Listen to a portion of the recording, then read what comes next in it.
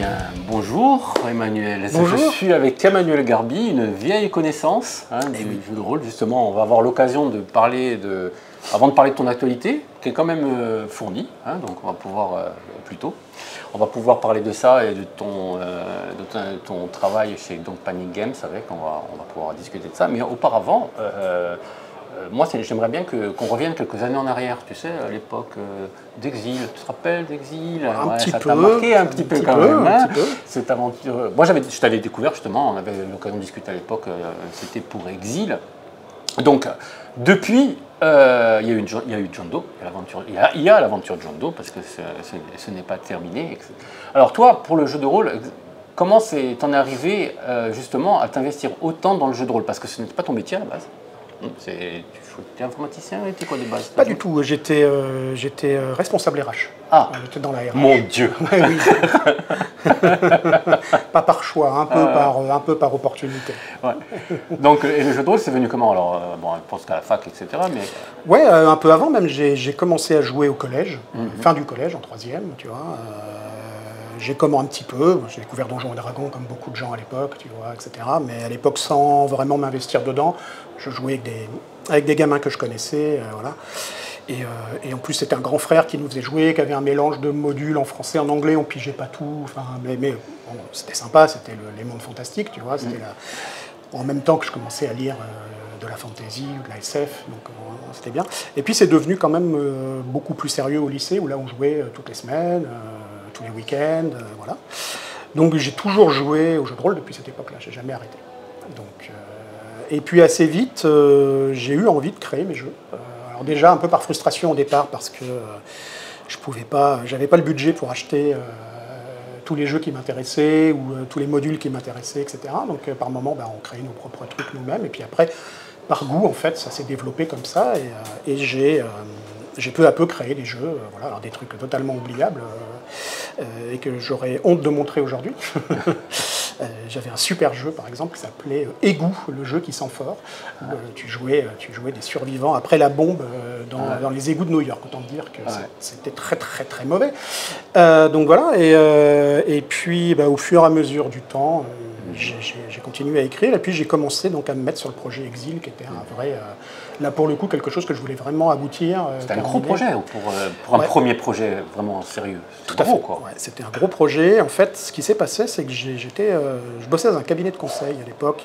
Je l'ai quitté pour rejoindre une petite start-up.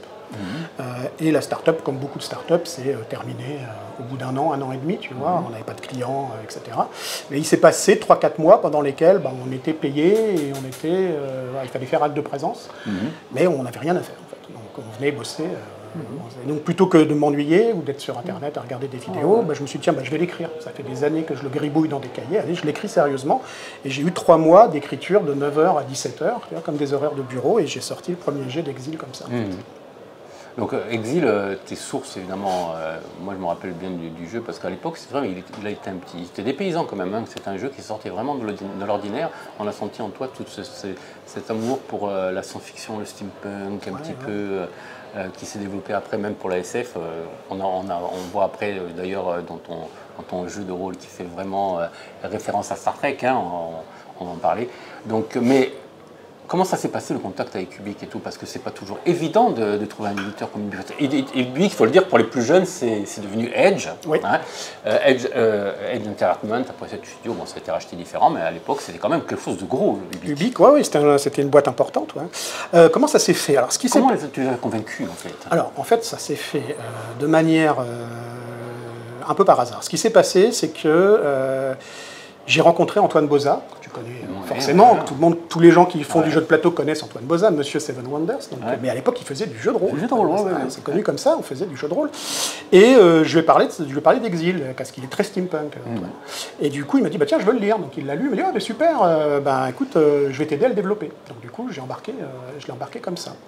Et on est abouti à un manuscrit éditable, si tu veux, et on a croisé Croc lors d'une convention, totalement par hasard. Et donc Antoine est allé le voir et lui a dit tiens, on a ça, est-ce que ça peut t'intéresser? Donc il a pris le bouquin et il nous a dit ah c'est super. Et il voulait nous publier chez Asmodée à l'époque, mais Asmodée ne voulait plus faire de jeu de rôle.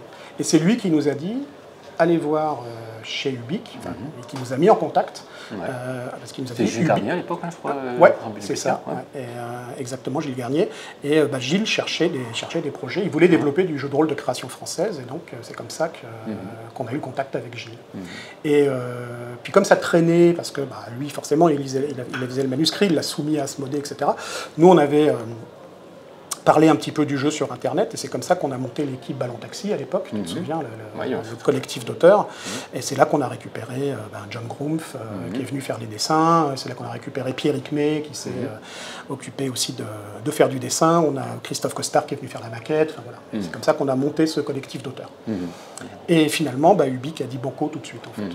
Ils ont eu le manuscrit, ils nous ont dit « Ok, on y va ». Donc, voilà, il fallait finir le jeu, parce qu'on n'est pas terminé, il n'y a pas toutes les illustres et tout ça. Mais ça s'est fait, vraiment coup de chance, super coup de bol, quoi, à l'époque.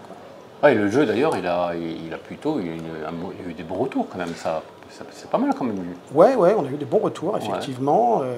Bon, j'ai adoré, quand je suis fan, ce genre de truc, je te l'avais dit, je pense à l'époque. Ouais. Mais alors, Ubique, Exil, tout ça, tu trouves un éditeur, etc. Alors le déclic, tiens, on va monter un studio indépendant d'édition. En fait, on avait quand même avec John Grumpf, on avait plein de projets. Antoine, lui, s'est un peu écarté parce qu'à l'époque, il voulait faire du jeu de plateau. Donc, il l'a fait avec le succès qu'on sait. Et John et moi, on s'est retrouvés sur l'idée, si tu veux, d'avoir des jeux qu'on voulait développer, quoi. Et on a eu une relation de travail qui marchait très bien. Donc, on s'est dit, pourquoi pas continuer ensemble. Tout en sachant que sur le collectif Ballon Taxi, tout le monde, et c'est naturel, n'avait pas forcément envie de s'investir, tu vois, au-delà d'Exil, quoi. Donc on a un peu réfléchi, et puis on a décidé de monter John Doe à ce moment-là.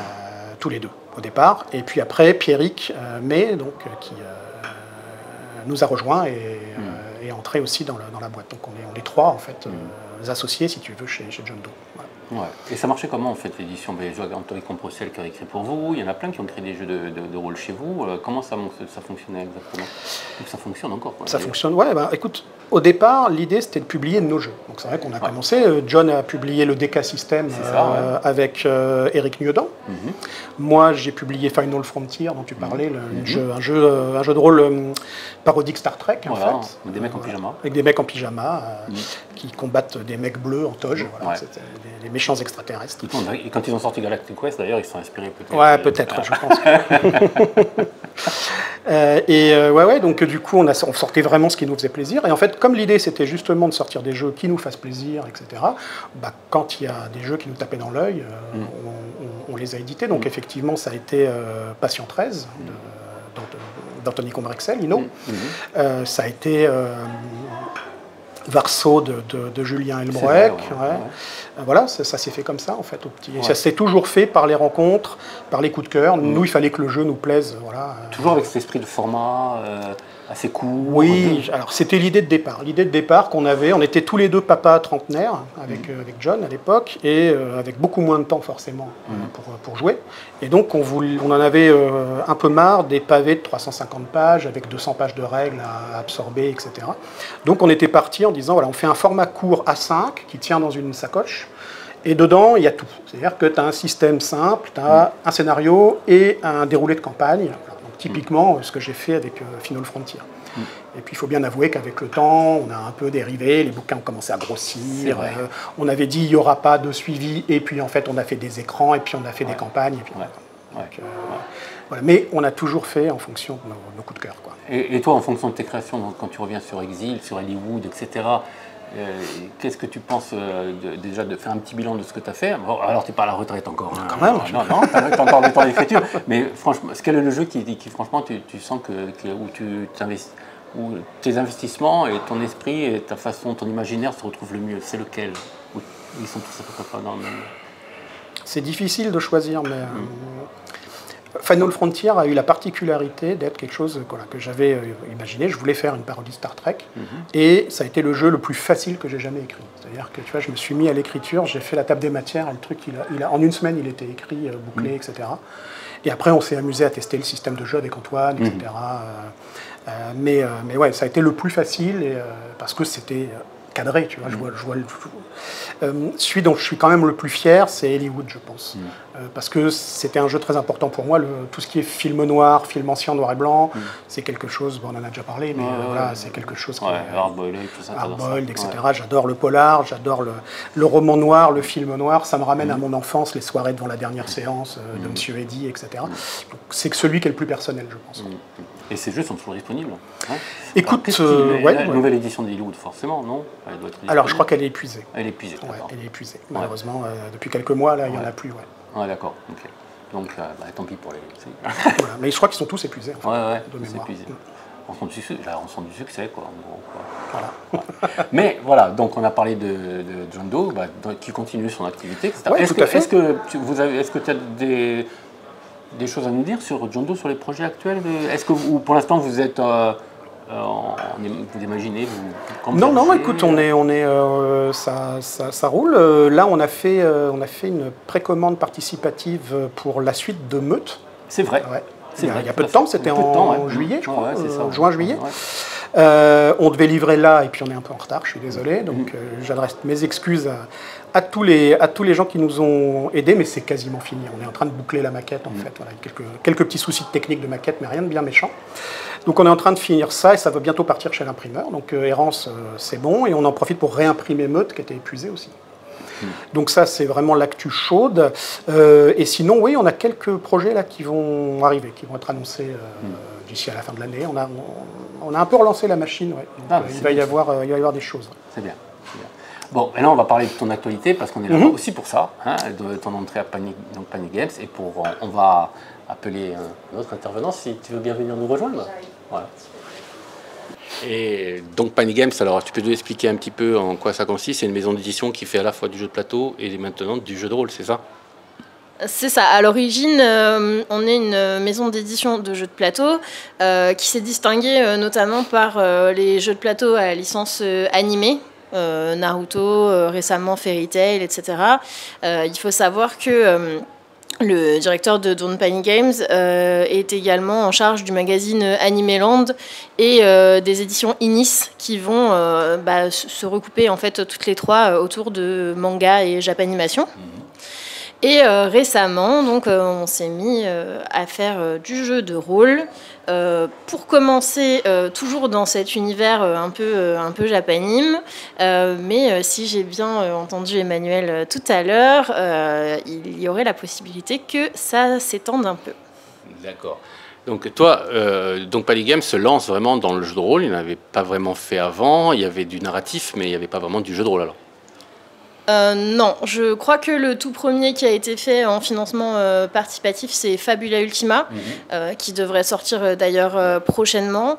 Dans la foulée, il y a eu le financement participatif pour Cowboy Bebop, donc c'est un jeu de rôle dans l'univers de la licence.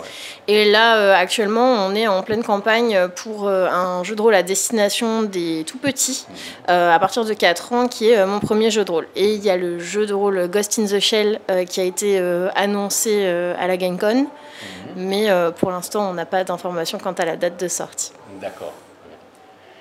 Bien, quand justement elle nous parle de jeux de rôle pour enfants, ça le concerne directement, je pense. C'est ça, c'est le tout premier projet qu'il a récupéré chez nous. Un produit pour enfants. Alors, qu'est-ce qui se prend là d'un coup, passer pour les produits pour les petits? Eh ben, écoute, c'est un vrai coup de cœur. Le produit est vraiment super chouette. Ouais. C'est un petit jeu très facile à prendre en main, avec de très bonnes idées, puisque ça fait appel au coloriage, au découpage. Tu vois, il y a plein d'idées sympas sur la feuille de personnage. Tu vas découper des choses. Tu vas avoir la carte aussi de l'aventure où tu vas venir placer les endroits. Même chose avec des espèces de pions que tu vas découper, colorier, etc. Donc si tu découpes, excuse-moi, je te coupe, c'est quand même pas un jeu à jeter. Non, bien sûr que non. Non. Tu peux photocopier ton bouquin. Voilà. Et puis, dans le cadre de la préco, on offre les PDF aussi. Donc, du coup, tu peux à loisir réimprimer tes fiches de personnages. Tu as pensé à tout. Ah, oui. Ah ouais. Alors, ça s'adresse à quel âge en fait? À partir de 4 ans, comme Ouais. le disait Julie, vraiment, c'est tout à fait faisable de jouer avec des petits. Le narrateur, il vaut mieux que ce soit un adulte ou un adolescent qui connaît un petit peu comment gérer cela. Mais tu peux vraiment jouer avec des petits, et puis tu peux jouer avec des un peu plus âgés aussi, bien sûr. Mais dès 4 ans, tu leur présentes l'aventure. Ils peuvent dessiner, colorier leurs personnages, leur campement, des choses comme ça. Donc tu es vraiment dans un échange un peu narratif, très simple, qui va permettre aux enfants de découvrir un petit peu l'activité jeu de rôle sur des parties qui ne dépasseront pas une demi-heure, quoi, hein. Ah, d'accord. Voilà, donc c'est très facile d'accès. Bah, alors parlons technique. Le setting d'abord, tu me parlais un peu du setting, l'univers c'est quoi? Et la mécanique aussi. Alors le setting, c'est de la fantasy au sens large. Voilà, donc il n'y a pas d'univers spécialement décrit. D'accord. Ce qui est décrit, en fait, ce sont des quêtes à chaque fois dans lesquelles tu vas passer par différents endroits, la forêt, le pont, etc., etc. Donc ça, c'est très, très générique, on va dire, en termes d'univers, et c'est vraiment fait exprès. C'est pour exploiter un petit peu. On va retrouver même des termes que les enfants vont retrouver plus tard s'ils feuillettent les livres de donjons de papa ou tu vois, ce genre de choses. Ouais. Donc, et puis le système de jeu, c'est une adaptation très très très légère de l'Apocalypse, du moteur de l'Apocalypse. D'accord. On pourrait dire que c'est un PBTA. D'accord. Dont on n'aurait retenu que véritablement la base, quoi. D'accord, d'accord. C'est épuré vraiment à l'extrême. C'est très épuré, avec donc une réflexion assez intéressante sur la façon de gérer justement tout ce qui est combat, etc. Puisqu'en fait, on ne va pas parler de dégâts, de choses comme ça. On va dire que tu vas avoir 4 caractéristiques et tu vas si par exemple un combat se passe mal, tu vas bloquer une caractéristique. Donc en fait, visuellement, sur la feuille de personnage, tu vas découper et plier un morceau qui montre que tu es bloqué dans telle caractéristique. D'accord. Et puis après, tu vas pouvoir faire appel à des points d'héroïsme pour te reposer, débloquer, ou obtenir l'aide d'un ami, ou utiliser une capacité spéciale, ou demander à ton compagnon, puisque chaque personnage a un petit compagnon magique qui l'accompagne. Donc voilà, ça fonctionne comme ça. Mais la base, c'est donc du PBTA avec un jet de 2d6, si tu veux, auquel on ajoute une caractéristique. Donc tu m'as mis un indice. Donc tu joues des humains, tu joues pas des licornes ni des poissons rouges, tu joues des humains. Non, tu joues des humains, tout à fait, dans un monde fantastique. Mais en fait, comme tu peux créer ton propre personnage, rien ne t'empêche de jouer autre chose que des humains, en fait. Voilà. D'accord. Tu peux vraiment te faire plaisir, puisque le principe, c'est soit tu prends un des personnages prêt à être utilisé, soit tu dessines le tien. Donc tu fais ce que tu as envie. Donc si les enfants ont envie d'être créatifs, on peut commencer par une session de création de personnages où chacun imagine son alter ego de fantasy. Et au niveau création, au niveau production, c'en est où actuellement? À moins que ce soit, je sais pas qui c'est qui. C'en est où? Tu sais où c'en est en fait, on a repris un produit qui existait en anglais. Donc, on a eu essentiellement de la trad à faire et on a modifié la maquette pour inclure un mini-scénario en fait, avec le livre de base. Donc, on a un peu reconditionné le produit, si je peux dire. Mais je crois qu'on est plutôt bien avancé. Là, on finit la campagne de financement participatif le 10 octobre. Et ça devrait partir en impression juste après. Je te l'emprunte. Qu'est-ce qui est proposé dans cette gamme justement sur la campagne en fait? Alors, il me semble qu'on a 2 produits. Donc, on va avoir le livre de base qui est à 15 €. Et pour le financement participatif, on a aussi un coffret qui va être également dispo en boutique derrière, à un prix préférentiel et qui arrivera en avance. Et dans le coffret, il y a 5 livres, c'est-à-dire qu'il y a le livre de base, on va avoir des aventures supplémentaires, un cahier de coloriage et un petit bestiaire. D'accord. Voilà, et du coup, au lieu d'être à 65 € comme en boutique, il est proposé à 55 € avec les frais de port offerts. D'accord. Voilà. Et toi, là-dedans, dans cette aventure, c'est quoi ton taf, ton boulot exactement? Alors chez Don't Panic Games, je suis arrivé pour m'occuper du jeu de rôle, développer le jeu de rôle, et donc être éditeur. C'est l'intitulé de mon job, éditeur. D'accord. Donc je vais en fait participer à la sélection des jeux,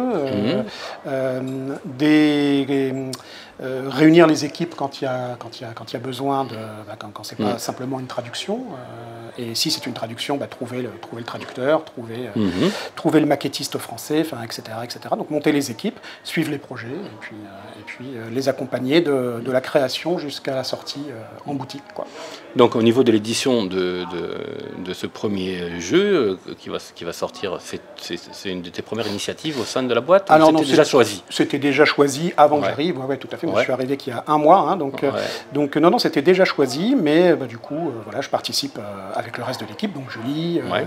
donc les gens en interne, à la concrétisation du projet qui, comme le disait Julie, il est bouclé, il est traduit, relu, corrigé, voilà, prêt à partir à l'imprimerie.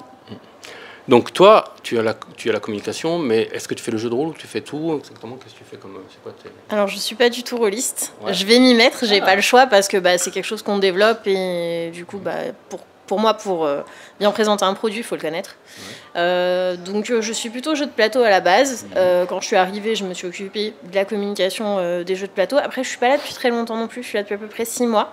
Donc, je suis arrivée en pleine campagne, fin de campagne Fabula Ultima, début de campagne Cowboy Bebop.